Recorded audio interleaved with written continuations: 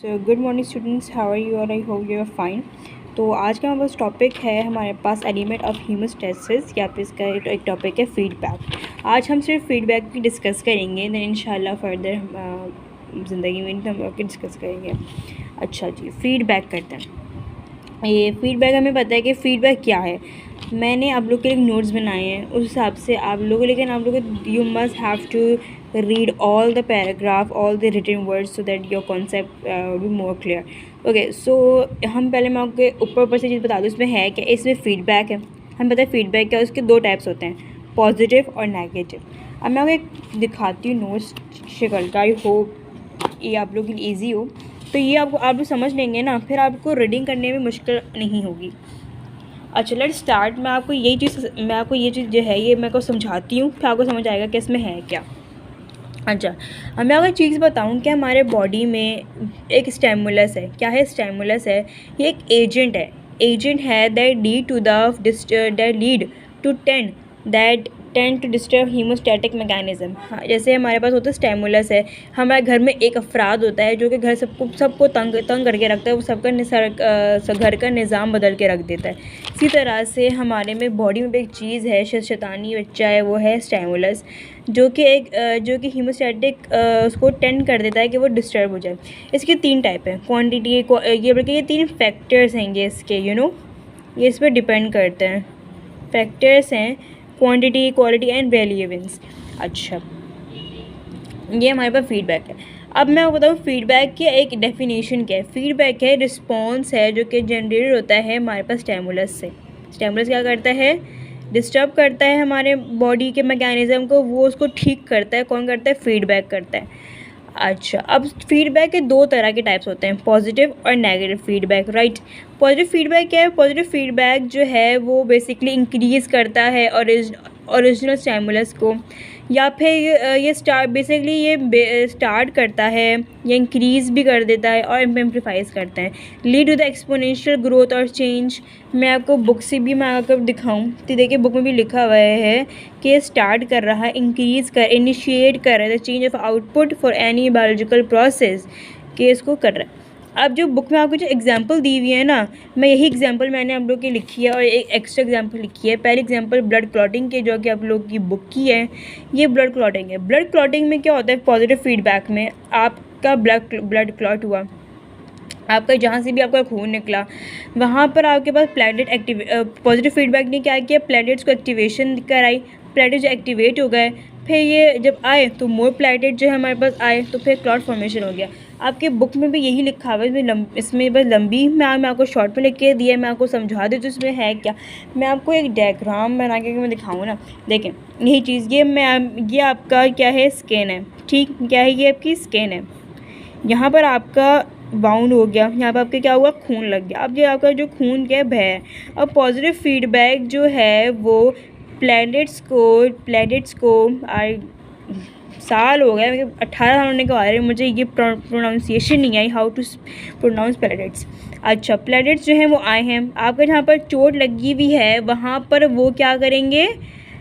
आने लगेंगे, ताकि उसको कवर कर सकें। अच्छा, वो कैसे आएंगे? थ्रू सर्कुलेटिंग ब्लड, लिखा हुआ है थ्रू सर्कुलेटिंग ब्लड के ज़रिए आएंगे। अच्छा, अब प्लेटलेट्स आएंगे, वो देखेंगे कहाँ पर आपका डैमेज हुआ है, उस डैमेज एरिया को वो कवर करेंगे, स्टिक करने लगेंगे, ताकि वो ब्लड जो है वो रुकना बंद हो जाए। अच्छा, अब वो जो है उसको बंद करने के लिए मज़ीद प्लेटलेट्स को बुलाएंगे, तो ताकि जो है हमारे पास एक जो वॉल है उसकी बंद हो जाए और जो खून है वो जो बहना है वो कम हो जाए। लिखा हुआ है ना, blood is kept to minimum. उसके बाद जब हो गया तो पॉजिटिव फीडबैक एंड हो जाएगा। एक मैं आपको इम्पॉर्टेंट पॉइंट है पॉजिटिव फीडबैक का, पॉजिटिव फीडबैक जो है ये एक स्टेबल नहीं होता, ठीक है। पॉजिटिव फीडबैक क्या है? Do not maintain the stability, do not maintain, ये भी एक मेन चीज़ है। ये नहीं कि हमारे पास पॉजिटिव फीडबैक आया तो वो जो है वो लगा नहीं, वो अपना काम करके भाग जाते हैं, वो अपना काम करके क्या हो जाता है? शार्ट हो जाता है। एक एग्जांपल मैंने आपको दी थी, मैंने खुद बनाया है कि वो है हार्मोन रेगुलेशन। वो आगे जाके चैप्टर है केमिकल कोऑर्डिनेशन, उसमें आप लोग को ये समझ आएगा इसमें है क्या। तो मैं आपको फॉर एग्जांपल, ताकि आप लोग को बात क्लियर हो जाए, बाद जाके उसमें मैं लिख दी है। अब हम आते हैं नेगेटिव फीडबैक में कि नेगेटिव फीडबैक में है क्या। नेगेटिव फीडबैक जो है ये आपके जो उसको सप्रेस करते हैं नॉर्मल वैल्यू। हमारे पास हर जैसे हम होता है ना कि आपके बॉडी में जिस चीज़ में आपके पास टेम्परेचर आ रहा है, जिस चीज़ में कोई वैल्यू आ रही हो, वो होगी नेगेटिव फीडबैक में। ये सप्रेस करता है एक नॉर्मल वैल्यू को, कि मतलब जो चीज़ एक इसके ये दो बहुत इम्पॉर्टेंट इसके क्या हैं इम्पॉर्टेंट, ये मैंने कोई फैक्टर्स बताए हैं सेट पॉइंट और नॉर्मल। इसमें ये क्या डिस्कस किया हुआ है बुक में भी इन लोगों ने डिस्कस किया हुआ है सेट पॉइंट और नॉर्मल रेंज। इसमें ये क्या बात कर रहे हैं, और मैंने इसके जो एग्जांपल है वो मैंने वही लिखा, आपको एग्जांपल बताइए मैं आपको समझाती हूँ। अच्छा, सेट पॉइंट और नॉर्मल वैल्यू रेंज में ये क्या कहना चाह रहे हैं, ये कहना चाह रहे हैं कि हमारे बॉडी में एक सेट पॉइंट, जैसे हमारी बॉडी टेम्परेचर, क्या बॉडी टेम्परेचर होता है कितना होता है 37 होता है, यहाँ पे अगर फ़ारेनहाइट बोलो तो 98.6 फ़ारेनहाइट होता है। ठीक इसी तरह से एक और बता दूँ, ब्लड प्रेशर को, जो मैंने दो एग्जांपल दिए दोनों के एग्जांपल की मैं लिख देती हूँ। ब्लड प्रेशर होता है हमारे पास 1 तक करीब 120/80 mmHg, ठीक है, mmHg हमारे पास होता है ब्लड प्रेशर का। टेम्परेचर का कितना होता है। अच्छा, अब हमारे पास ये क्या है, एक हमारे बॉडी में एक सेट पॉइंट होता है। हमारे पास बॉडी टेम्परेचर का सेट पॉइंट क्या ये है और ब्लड प्रेशर का ये है। हमारे पास सेट पॉइंट होता है, इसी के इर्द गिर्द हमारी जो बॉडी है वो ये तो नहीं कि परफेक्ट रहेंगे हमारी बॉडी, मसला तो होगा। अब यही नॉर्मल वैल्यू, यही वैल्यू होते हैं सेट पॉइंट होता है, जिसके आगे पीछे हमारी क्या हो रही है, फ्लक्चुएट हो रही होती है हमारी टेम्परेचर, फ्लक्चुएट हो रहा होता है। ठीक, जो हमारे क्या हो रहा होता है, मैं आपको यहाँ बताऊँ, यहाँ भी लिखा हुआ था इन्होंने, डिक्रीज द सेट पॉइंट। ठीक, अच्छा आगे बढ़ते हैं हम लोग। इसमें यही लिखा हुआ है डिक्रीज द सेट पॉइंट है, ये देखिए नॉर्मल रेंज।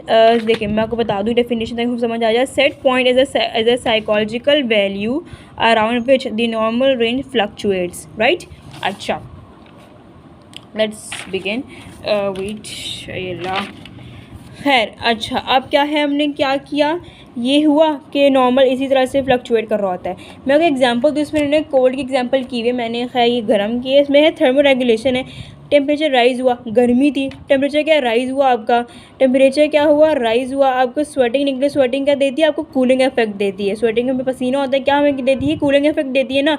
वो क्या कहते हैं, जब वो स्वेटिंग है हमारा एवेपोरेट कर जाती है तो वो आपको क्या देती है, कूलिंग इफेक्ट देती है।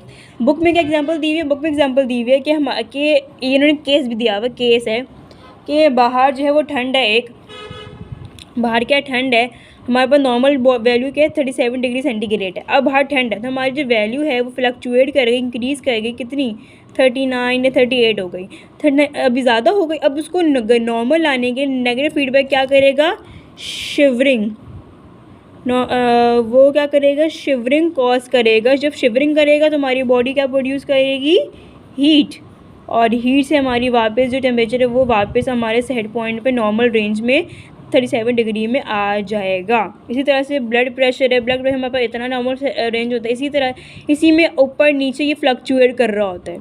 अब फ्लक्चुएट करते हैं, अगर टेम्परेचर राइज़ हो गया, मेरे पास टेम्परेचर 122 हो गया, राइज़ हो गया, ये डिक्रीज़ हो गया, तो जब टेम्परेचर वो इंक्रीज़ हुआ वैसे डाइलेशन हुई और प्रेशर क्या डिक्रीज़ हो गया। व्हाट इज़ बेसिकली वैसे डाइलेशन, वो आप आगे इसी चैप्टर में पढ़ेंगे एंड के इसमें टॉपिक में। वैसे डाइलेशन होता है, एक डाइलेशन ऑफ ब्लड वेसल है कि मतलब ब्लड वेसल को, उसमें जो ब्लड वेसल की वजह से ना प्रेशर वो डिक्रीज़ कर देता है, बहुत तेज़ आ रहा होता है तो वो उसको डिक्रीज़ कर देता है ताकि वो आराम से हर पार्ट में, हर ऑर्गन में जाके वो आराम से हो सकें। खैर, तो समझ आए आप लोगों के पॉजिटिव और नेगेटिव फीडबैक में फ़र्क है। इसको आप लोग को सही समझने के लिए you must have to read your book, तब भी आप लोगों को समझ आएगा। बुक की रीडिंग बहुत इम्पॉर्टेंट है। बुक मैंने आपको तभी नोट, आप इसकी स्क्रीनशॉट भी ले सकते हैं ताकि आपको पढ़ने में आसानी हो। ठीक है, मैं करिए अब स्क्रीनशॉट लेके अब उसके सामने ये रख के आप ये पढ़ेंगे ना अपना, तो 101% श्योर आप लोग को समझ आ जाएगा। So I hope you understand. Thank you and meet you soon.